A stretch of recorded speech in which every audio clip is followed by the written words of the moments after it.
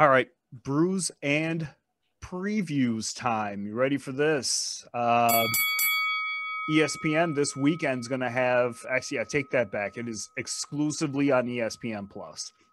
It's going to have Vasiliy Lomachenko versus, I can't say his name, Nakatani.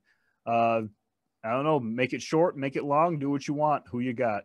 Oh yeah, so we got we got a little bit of time on this one. So uh this is going to be an interesting fight. I think I touched base on this in a previous show, obviously, but Nakatani, he had a fight in his last fight where he got knocked down at least twice, I believe, and he ended up coming back through all of this and ended up winning by knockout to his opponent, and I don't remember who it was at this point.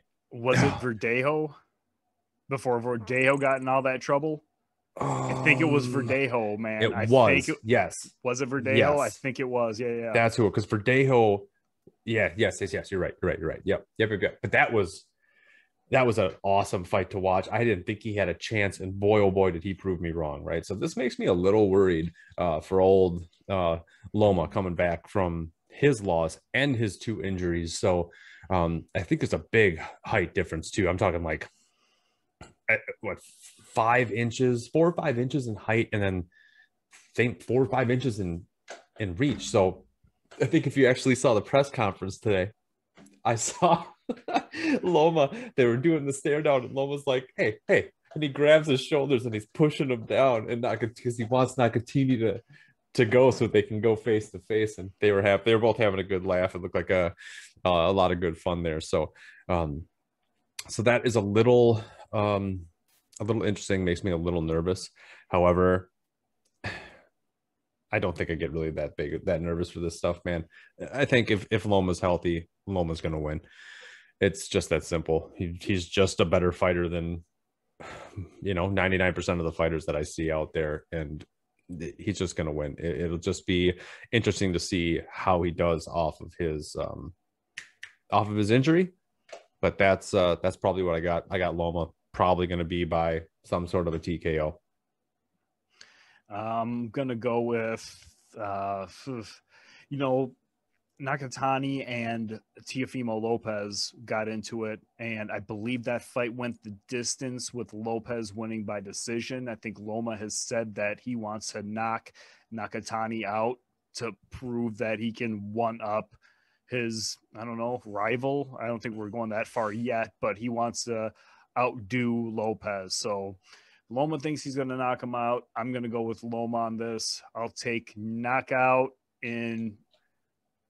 It depends on if the baseball game. Oh wait, no, there's no baseball game. It's ESPN Plus. They got it right this time. There'll be no baseball game. It'll go late. I'm going Lomachenko knockout, 11th round. No quitting on the time.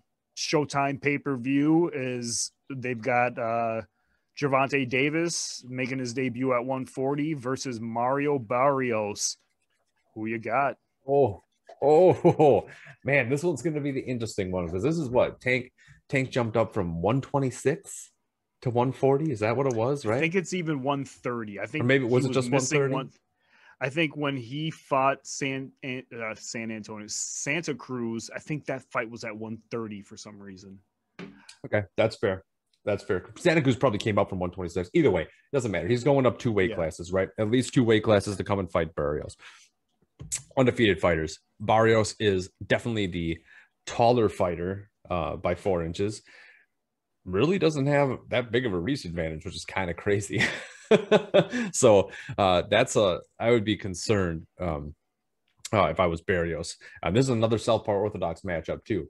That was also Nakatini and Loma, also Southpaw Orthodox matchup. Um, Hopefully we don't have that one ref who was doing the Shakir Stevenson fight who just kept breaking people up for stepping on each other's feet. Maybe we'll talk about that another time. But man, if I got this, I had to make a decision. I've got more knowledge and tread with Tank, and I've seen what he does. It's a 96% knockout percentage to 65 for Barrios. And I've seen Tank take some hits. There's a reason he calls him Tank. I'm gonna go with Tank, and I probably will say that Davis will. I'm gonna call Davis knocks him out in 8. Um, I don't know who Davis fought last. I think it was Gamboa was his last. I could be wrong about Gamboa, but my mind goes straight to the Gamboa fight where that went 12. He finally knocked him out in the 12th round. Now you're moving up 2 weight classes to fight a dude who we had in our top 10. I'm going to go same result as Gamboa. I think it's going to be Davis with a knockout sometime in the 12th round. I don't know how else to analyze it, but this is going to be huge for Davis, and I don't know what's going to be next for him. Who's going to want any of that? But we'll see. So real quick then, Yeah. if he beats Barrios, right? Let's just say he beats Barrios because that's what we're predicting. Does he stay at 140 or does he drop down to 135? Is he trying to meet Teofimo Lopez? Is he trying to meet a Devin Haney? Like, what do you think he does after this? Because we weren't expecting him to jump and skip that division. Like, what are your thoughts on does he stay or does he go? Yeah, well, I like how you said, does he go back down for, I think you said Haney and someone else, but the real answer is, does he go back down for Bob Arum to prove me wrong? Because I could possibly see Davis going back down to 130. Like, here's what he needs to do. Go to 135 and get a belt if it's available. Because your legacy at the end of the day is it's going to say that you're a 4-division champion, but it's because you completely skipped over a division. Why not just be like a 5-division champion or something? So I think first and foremost, he's going to find the money. It's going to be, where is the money? And if that money's, I hope that money's at 135 for a belt. If that can happen, then that would be his next move after Barrios. But if there is something available at 140 for big money, I think Davis has to take the big money, but again, your legacy will have like that blemish on it because you weren't like that 5 or 6 division champ. You fell short because you jumped over a division. Now, if I can just go off a little bit here and do a little history lesson, I believe it was Henry Armstrong when he was he was competing with Joe Louis as the most popular boxer in the world. Joe Louis was winning that debate. So what Henry Armstrong wanted to do was be a 3-division champion, and he held 3 titles simultaneously. So he went from lightweight, I believe he skipped welterweight and went to middleweight, then went back down to get that welterweight belt, had all 3 belts at once. Maybe Davis can do that. Maybe the whole plan is, win at 130. I don't know if he had a belt or what, doesn't even matter. Go up to 140 because no one wants to fight him, and then go back down to 135. That is a history lesson, ladies and gentlemen. You're going to drink to that. Oh, my goodness. You're on fire, Filthy. So I'll drink to that, too. I can't I don't even know. I think you asked me, does he go back down? That's kind of my answer. I think he should go back down so he can claim he's won all these belts or whatever. But at the end of the day, his decision is going to be based on where the money is. So on the undercard of that Davis Barrios Showtime pay-per-view fight, Erickson Lubin is fighting Jeison Rosario. Both these guys have big notable losses to Jermell Charlo. I wonder if the winner is going to fight Jermell Charlo, because it looks like Jermell's got a fight coming up, but then not much going on. I guess, not quickly, whatever. Who you got, man? Who you got? Lubin or Rosario? We got time, man. It's actually been a smooth ride so far, man. No bumps. Shucks. No bumps. So Raider Live, you can retire now. I'm just kidding. I probably have Lubin. Obviously, I'm going to say that right off the bat because I like the hammer. I still think that Lubin's one loss that he has in his record against Charlo was a flash knockdown. It was a good shot. It was a perfect shot. It was the Canelo BJS shot. It was he leaned in, Charlo at the same, like, perfect timing, great execution. All the credit to Charlo.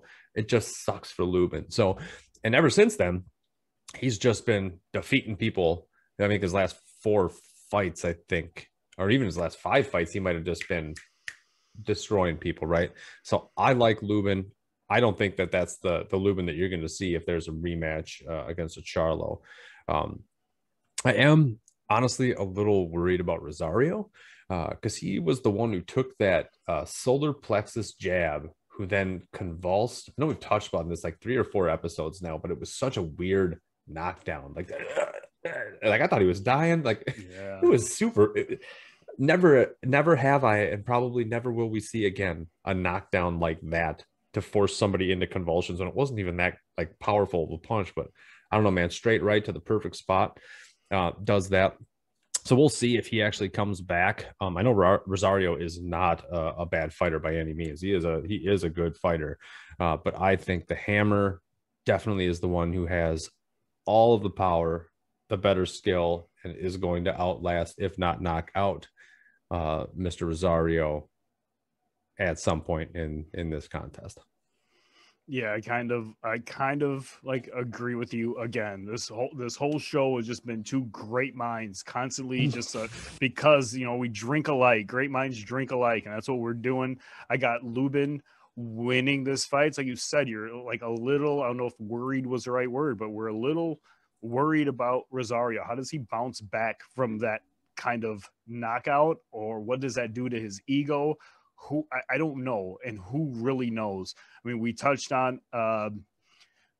We shouldn't even mention his name anymore. But after he got that loss, now dude's in Puerto Rican prison. I mean, you never know what losses do to people. Some people just don't bounce back, and this could be the case. But we know what happened to Lubin. Yeah, we know what happened to Lubin, and Lubin has bounced back.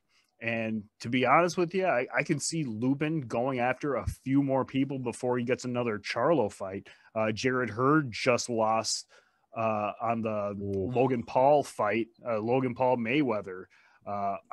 Maybe that could be in the works. There could also be, I think J Rock is in their division, who was supposed to also be on this undercard.